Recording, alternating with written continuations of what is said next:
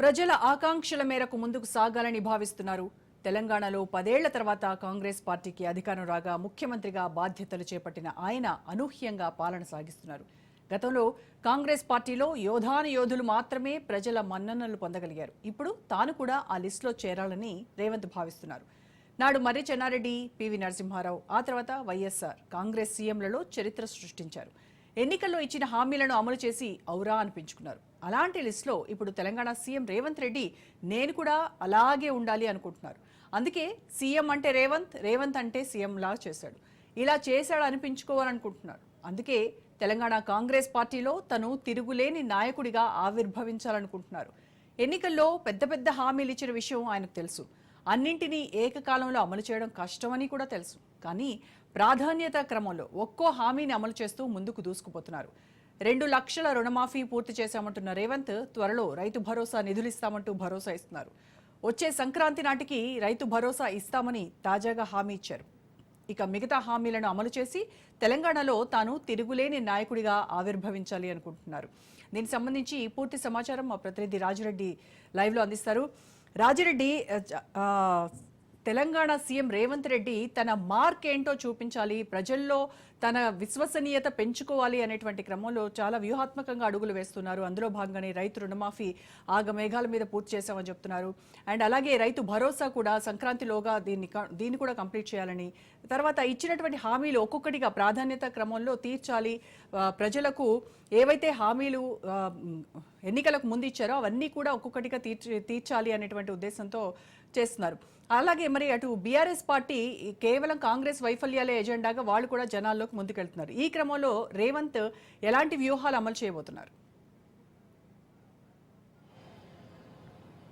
రోజా, మొదటి నుంచి రాజకీయాల్లో రేవంత్ రెడ్డి తనదైన మార్కు వేసుకున్నారు, తనదైన శైలిలో రాజకీయాలు చేస్తున్నాడు అని చెప్పుకోవచ్చు తెలంగాణలో.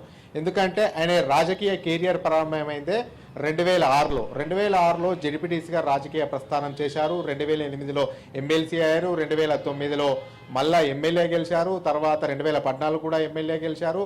తదనంతరం టీడీపీ వర్కింగ్ ప్రెసిడెంట్ అయ్యారు. తర్వాత పార్టీ మారారు. 2017లో కాంగ్రెస్లోకి వచ్చారు. కాంగ్రెస్లో కూడా వర్కింగ్ ప్రెసిడెంట్ అయ్యారు. తర్వాత 2018 ఎన్నికల్లో ఓటమి పాలైనప్పటికీ 2019లో మల్కాజ్గిరి పార్లమెంట్ నియోజకవర్గం నుంచి ఘన విజయం సాధించారు. ఆ తర్వాత పీసీసీ అధ్యక్షుడయ్యారు. పీసీసీ అధ్యక్షుడైన తర్వాత కాంగ్రెస్ గెలిస్తే ఏం చేస్తామో ప్రజల్లోకి తీసుకెళ్లారు. బీఆర్ఎస్ వైఖరిని ఎండగట్టారు. అంతేకాకుండా కాంగ్రెస్ అధికారంలోకి రావడానికి కీలక పాత్ర పోషించారు. ఇది రాజకీయ నాయకుడిగా రేవంత్ రెడ్డి సక్సెస్ అయ్యారు. ఇక ఇప్పుడు ముఖ్యమంత్రి 2023 డిసెంబర్లో ముఖ్యమంత్రిగా బాధ్యతలు చేపట్టిన తర్వాత పాలన పైన పట్టు సాధిస్తున్నారు. తనదైన ముద్ర వేసుకోవాలని చూస్తున్నారు. విశ్వసనీయతకు మారుపేరుగా నిలవాలని చూస్తున్నారు. విశ్వసనీయత అంటే రేవంత్ రెడ్డి అంటేనే విశ్వసనీయత అనే విధంగా తన బ్రాండ్ను మార్చుకోవాలని చూస్తున్నారు. అలా అంచెలంచెలుగా తన పాలన మీద ప్రజల్లో నమ్మకం, భరోసా కల్పించాలని చూస్తున్నారు. అందులో భాగంగానే పార్లమెంటు ఎన్నికల ముందు రైతు రుణమాఫీ చేసి తీరుతానని చెప్పారు. 2 లక్షల వరకు ఉన్నటువంటి రైతు రుణమాఫీని చేసి తీరారు. అంతేకాకుండా మహిళలకు ఉచిత బస్సు ఇస్తామని చెప్పారు. ఉచితంగా బస్సులో మహిళలకు ప్రయాణం కల్పించారు. 200 యూనిట్ల లోపు ఉచిత విద్యుత్ ఇస్తా అన్నారు. ఉచిత విద్యుత్ ఇచ్చారు. 500 రూపాయలకు మహిళలకు సిలిండర్ ఇస్తా అన్నారు. సిలిండర్ ఇచ్చారు. ఇక రైతులందరూ కూడా ఎప్పుడెప్పుడా అని ఎదురు చూస్తున్నటువంటి రైతు భరోసాకు సంబంధించినటువంటి తీపి కబురు చెప్పారు. సంక్రాంతి తర్వాత రైతు భరోసా ప్రతి రైతు ఖాతాలో పడుతుంది. ఇది సోనియా గాంధీ గ్యారంటీ అని వాగ్దానం కూడా చేశారు. రేవంత్ రెడ్డిగా చెప్తున్నాను, సోనియా గాంధీ గ్యారంటీ ఖచ్చితంగా అమలు చేస్తామని చెప్పారు. అయితే రైతు రుణమాఫీ అమలైంది కాబట్టి సంక్రాంతి తర్వాత ఇక రైతు భరోసా కూడా రైతుల అకౌంట్లో పడతాయనే ఆశలు చిగురిస్తున్నాయి. అయితే దీని అంతటి కారణము రేవంత్ రెడ్డి ఒక స్ట్రాటజీ ప్రకారం వెళుతున్నాడు, ఒక ప్రణాళిక ప్రకారం వెళుతున్నాడు.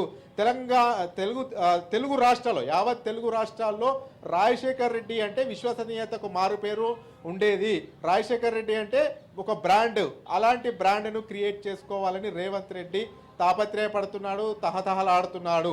అందులో భాగంగానే ఒకప్పుడు రాజశేఖర్ రెడ్డి మాట ఇచ్చాడు అంటే మడబ తింపడు అనే విధంగా ఒక పేరు వేయింది తెలుగు రాష్ట్రాల్లో. ఉమ్మడి ఆంధ్రప్రదేశ్ ముఖ్యమంత్రిగా ఎందరో ముఖ్యమంత్రులు పాలన చేసినా కానీ రాజశేఖర్ రెడ్డి తనదైన ప్రత్యేక ముద్ర వేసుకున్నారు. అలాంటి ముద్రనే కాంగ్రెస్ లో రేవంత్ రెడ్డి వేసుకోవాలని చూస్తున్నారు. రేవంత్ రెడ్డి కూడా మాట ఇస్తే మడమ తింపడు అనే విధంగా ముందుకెళ్ళాలి, ఇచ్చిన హామీలను నిలబెట్టుకోవాలనే విధంగానే తన పాలనను ముందుకు తీసుకెళ్లాలి, తన మార్క్ ఏంటో చూపించుకోవాలి, ప్రజల్లో విశ్వసనీయతకు మారు పేరుగా ఒక బ్రాండ్గా నిలవాలనేది రేవంత్ రెడ్డి తాపత్రయపడుతున్నారు. అందులో భాగంగానే స్వయంగా ఏ హామీ ఇచ్చినా ఏ పథకాన్ని అమలు చేసినా ఆయననే ముందుండి ఇచ్చినటువంటి హామీని పలానా తేదీ లోపల చేస్తా, పలానా సమయానికి చేస్తా అని కూడా ఆయనే ప్రజల ముందుకొచ్చి చెప్తున్నారు. కాబట్టి ఒక ఇమేజ్ ఆయనకు ఒక బిల్డప్ చేసుకోవాలని చూస్తున్నారు. పిసిసి అధ్యక్షుడిగా ఉన్నప్పుడు మాస్ ఫాలోయింగ్ ఉన్నటువంటి నేతగా కాంగ్రెస్లో రేవంత్ రెడ్డి గుర్తింపు పొందాడు. ఇప్పుడు కూడా ముఖ్యమంత్రి అయిన తర్వాత కూడా ప్రజల్లో చిరస్థాయిగా నిలిచిపోయే విధంగా, చిరస్థాయిగా ఒక ముద్ర పడే విధంగా ముందుకెళ్లాలనేది కూడా రేవంత్ రెడ్డి తాపత్రయం కనబడుతుంది. అయితే పాలకుడికి ఉండవలసినటువంటి నేపథ్యము, నైజం ఏంటి అంటే పాలకుడికి విశ్వసనీయత అనేది ముఖ్యము. ఆ విశ్వసనీయత అనేది ఉంటేనే ప్రజలు పాలకుల వైపు చూస్తారు. ఒక నాయకుడికి క్రెడిబిలిటీ ఎంత అవసరమో అనేది రేవంత్ రెడ్డి చాలా క్యాచ్ చేశారు. క్రెడిబిలిటీ ఉంటేనే ప్రజలు విశ్వసిస్తారు, లేకపోతే విశ్వసించరు. అందులో భాగంగానే క్రెడిబిలిటీకి మారుపేరుగా మారాలి, ఇచ్చిన హామీని నిలబెట్టుకోవాలి. ఏ హామీలైనా కానీ పలానా డేట్ లోపల చేస్తామని వాటికి కటఫ్ డేటు పెట్టుకుంటూ మరీ ముందుకెళ్తూ ఇచ్చినటువంటి హామీలను ఒక్కొక్కటిగా నెరవేరుస్తూ ప్రజల్లో చెరగని ముద్ర వేసుకోవాలనేది కూడా రేవంత్ రెడ్డి తాపత్రయపడుతున్నట్టు తెలుస్తుంది.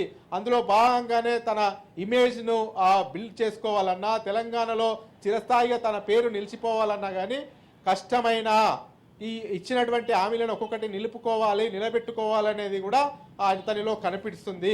ముఖ్యంగా ఒకవైపు బీఆర్ఎస్ పాలన దిగిపోయే ముందు 7 లక్షల కోట్ల అప్పు చేసినా కానీ ఒక్కొక్కటి మేము ఆ పథకాలను అమలు చేస్తూ వస్తున్నామనేది కూడా రేవంత్ రెడ్డి ఓ వైపు ప్రజల్లోకి తీసుకెళ్తున్నారు, మరోవైపు ఇచ్చిన హామీలను నిలబెట్టుకోవడానికి కృషి చేస్తున్నారని చెప్పుకోవచ్చు. రోజా, అలాగే మేనిఫెస్టోలో ఏవైతే హామీలు ఇచ్చారో అవన్నీ అమలు పరిచేటువంటి దిశగా వేస్తున్నారు. అట్ ద సేమ్ టైం ఏవైతే హామీలు ఇవ్వలేదో వాటిపైన కూడా ఫోకస్ చేశారు.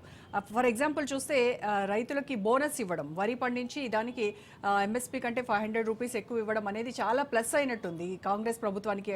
అండ్ మాది రైతుల ప్రభుత్వం అని చెప్పుకునేటువంటి కాంగ్రెస్కు ఈ విషయంలో చాలామంది రైతులు కూడా అండగా నిలిచారు. మాకు ప్రభుత్వం రైతుల కోసం చేస్తున్నటువంటి పథకాలు చాలా ఉపయోగంగా ఉన్నాయి అని చెప్పినటువంటి బైట్స్ కూడా మనం విన్నాం. ఎస్ రోజా, తెలంగాణ రాష్ట్రంలో రైతులు కాంగ్రెస్ పట్టం కట్టారు.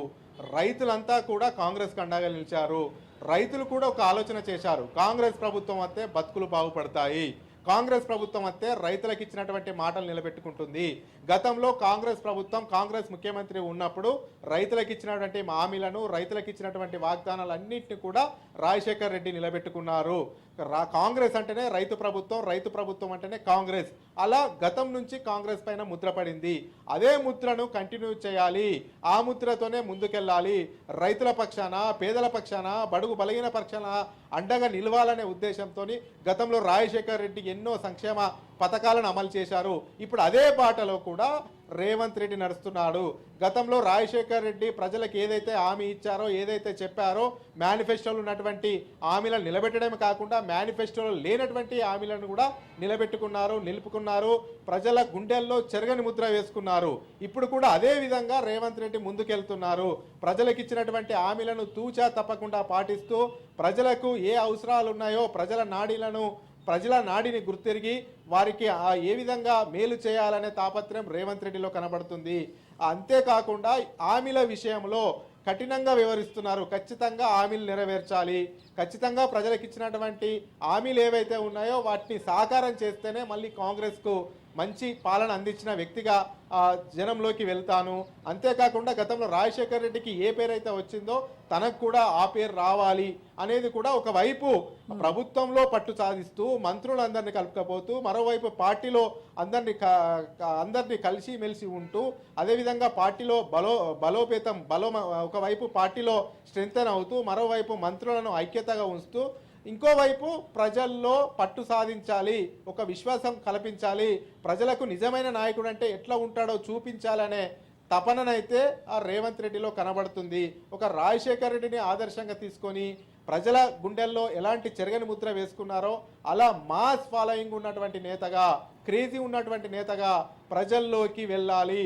అలా వెళ్ళాలి అంటే ప్రజలకు ఇచ్చినటువంటి హామీలను కష్టమైనా, నష్టమైనా, ఇబ్బంది అయినా అమలు చేయాలి అనేది కూడా రేవంత్ రెడ్డిలో ఆలోచన కనబడుతుంది. అందుకే కఠోర శ్రమ చేస్తూ ఓవైపు రాష్ట్రము 7 లక్షల అప్పులు అయినాయని చెప్తూనే మరోవైపు నెలకు 6,500 కోట్లు వడ్డీ అసలు కట్టుకుంటా పోతున్నానని చెప్తూ మరోవైపు ఈ యొక్క హామీలు నిలబెట్టుకోవడానికి ఎలా ముందుకు వెళ్తున్నానో ప్లాన్ చేస్తూ ముందుకు వెళ్తున్నట్టు కనబడుతుంది. మొత్తానికి కాంగ్రెస్లో ఒక నాయకత్వం ఎలా ఉంటుంది, నాయకుడు అంటే ఎలా ముందుకెళ్ళాలి, ఒక పాలకుడికి ఉండే లక్షణాలన్నీ కూడా రేవంత్ రెడ్డిలో స్పష్టంగా కనబడుతున్నాయి. అందుకే ఆ జనాల్లో పేరు కావాలన్నా, అదేవిధంగా జనాలు పరితపించి పోవాలన్నా కానీ ఇచ్చిన హామీలను నిలబెట్టుకోవడం మస్ట్. అందులో భాగంగానే ఒక్కొక్క హామీని నిలబెట్టుకుంటా పోవడానికి కృషి చేస్తున్నాడని కూడా చెప్పుకోవచ్చు. మొత్తానికి ప్రజా అభిమానాన్ని సొంతం చేసుకోవాలని రేవంత్ రెడ్డి పరితపిస్తున్నాడు. అందులో భాగంగానే క్రెడబిలిటీ అనేది నాయకుడికి ప్రథమ లక్ష్యం. ఆ క్రెడబిలిటీని, విశ్వసనీయతను సంపాదించుకునే పనిలో పడ్డాడు. మాట ఇస్తే మడమ తింపను అనే విధంగా ప్రజల్లోకి వెళ్ళాలని రేవంత్ రెడ్డి ఆశిస్తున్నట్టు తెలుస్తుంది. అందులో భాగంగానే ఏ పథకాన్ని అమలు చేయాలన్నా ఆ పథకం అమలు చేస్తాం, ఫలానా కటఫ్లో డేట్ లోపల అయిపోతుంది అనేది కూడా ప్రజలకు చెప్పే ప్రయత్నం చేస్తుండో, ప్రజల్లో మంచి ముద్ర వేసుకోవాలి, తన మార్కు నిరూపించుకోవాలనే తపన మాత్రం రేవంత్ రెడ్డిలో ఒక పాలకుడిగా కనబడుతుందని చెప్పుకోవచ్చు. రోజా, అయితే ప్రజల కోసము వాళ్ళకి ఇచ్చినటువంటి హామీలు అమలుపరిచేటువంటి దిశగా ఎంత కృషి చేస్తున్నప్పటికీ కూడాను, ఫర్ ఎగ్జాంపుల్ ఈ రెసిడెన్షియల్ పాఠశాలలకి వాళ్ళ అక్కడ ఉండేటువంటి పిల్లలకు ఫుడ్ అండ్ కాస్మెటిక్ బిల్స్ ఆ బడ్జెట్స్ 10 ఏళ్ల తర్వాత పెంచారు. సో అంత చేస్తున్నప్పటికీ కూడాను గురుకుల పాఠశాలలో ఈ మధ్య జరిగినటువంటి ఇన్సిడెంట్స్ చూసాము. ఇవన్నీ ఎక్కడో ఆ గవర్నమెంట్కి కొంత మచ్చ తెచ్చేటువంటివి కావంటారా? అంటే ఖచ్చితంగా రేవంత్ రెడ్డి భావి భారత పౌరుల కోసము నేటి బాలలే లేపటి పౌరులు అనే ఆలోచన అయితే కాంగ్రెస్ ప్రభుత్వం చేస్తుంది. అందులో భాగంగానే మెస్ ఛార్జీలను పెంచడం కానీ, కాస్మోటిక్ ఛార్జీలను పెంచడం కానీ గత 15 సంవత్సరాల నుంచి లేని విధంగా హాస్టల్లో వసతులు కల్పించారు. కానీ అక్కడ ఉన్నటువంటి స్థానికంగా సిబ్బంది కానీ, అక్కడ ఉన్నటువంటి అధికారుల లోపం కానీ, వాళ్ళు పరిశీలించకపోవడం కానీ, దీనివల్ల ఇవన్నీ జరుగుతున్నాయి. వాటిని కూడా రెక్టిఫై చేశారు. ఇక నుంచి ఆ గురుకుల పాఠశాలలో, హాస్టల్లో ఎవరికి ఏ ఇబ్బంది వచ్చినా కానీ అధికారుల పైన, సిబ్బంది పైన కఠిన చర్యలు తీసుకోవాలి, సస్పెండ్ చేయాలి. నేటి బాలలే రేపటి పౌరులు అని పెద్ద ఎత్తున తీసుకెళ్లే ప్రయత్నం చేస్తున్నారు. విద్యకు ప్రాధాన్యత ఇస్తున్నారు. అంతేకాకుండా పలు సందర్భాల్లో చెప్తారు, గురుకుల పాఠశాల చదువుకున్న వాళ్ళు, గవర్నమెంట్ పాఠశాల చదువుకున్న వాళ్ళు ఈరోజు రాష్ట్రంలో పెద్ద పెద్ద పొజిషన్లో ఉన్నారు. ఐఏఎస్లు కానీ, ఐపీఎస్లు కానీ, ఎమ్మెల్యేలు కానీ, మంత్రులు కానీ, రాష్ట్రాన్ని పరిపాలించే ముఖ్యమంత్రులు కానీ గ్రామీణ స్థాయి నుంచి వచ్చిన వాళ్ళే, గురుకుల పాఠశాల నుంచి వచ్చిన వాళ్ళే, ప్రభుత్వ పాఠశాల నుంచి వచ్చిన వాళ్ళే అని విద్యార్థులను కానీ ఎక్కడ బహిరంగ సభలైనా కానీ మోటివేషన్ కూడా రేవంత్ రెడ్డి చేస్తున్నారు. మొత్తానికి ఓవైపు పాలనపైన దృష్టి సారించడము, అంతేకాకుండా మంత్రులను ఏకతాటిపై నడిపించడము, పార్టీని బలోపేతం చేయడము, ఇచ్చిన హామీలు నెరవేర్చుకోవడము, ఇవన్నీ చేస్తూ తన మార్కును నిరూపించుకోవాలనేది కూడా రేవంత్ రెడ్డి చూస్తున్నారని చెప్పుకోవచ్చు. మొత్తానికి ఇచ్చిన ఏవైతే హామీలు ఉన్నాయో ఆ హామీలను నెరవేర్చే దశగా ఒక్కొక్క అడుగు రేవంత్ రెడ్డి వేస్తున్నాడని చెప్పుకోవచ్చు. రోజా, రైట్, థ్యాంక్ యూ రాజిరెడ్డి.